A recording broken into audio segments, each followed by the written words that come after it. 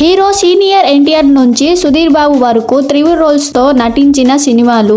Senior NTR Nandamuri Trivikram రావు గారు టాలీవుడ్ చరిత్రలో first time త్రివిల్ role చేసిన ఏకైక కథానాయకుడు. 1975 లో రిలీజ్ అయిన దానవీర సూరకర్ణ సినిమాలో త్రివిల్ లో కనిపించారు. ఈ చిత్రం అప్పట్లో రికార్డులు సృష్టించింది. ఏఎన్ఆర్ గారు, అక్కినేని నాగేశ్వరరావు గారు నవరాత్రి అనే సినిమాలో ఏకంగా 9 క్యారెక్టర్లు చేశారు. కృష్ణ గారు, సూపర్ స్టార్ కృష్ణ గారు తెలుగు సినిమా హిస్టరీలోనే ఎక్కువ సార్లు 3 రోల్స్ ని చేసి సరికొత్త రికార్డు ని సృష్టించారు. 7 సినిమాల్లో త్రిప్రత అభినయంలో కనిపించారు. శోభన్ బాబు, హీరో శోభన్ బాబు గారు 1983 లో ముగ్గురు మొనగానే అనే చిత్రంలో త్రివిల్ రోల్ లో కనిపించారు. ఈ సినిమా తమిళ్లో రజనీకాంత్ నటించిన రీమిక్స్ సినిమా. మెగాస్టార్ చిరంజీవి గారు 1994 లో ముగ్గురు మొనగాలు అనే సినిమాలో 3 పాత్రలో నటించి మెప్పించారు. అప్పట్లో ఈ సినిమా సూపర్ హిట్ గా నిలిచింది.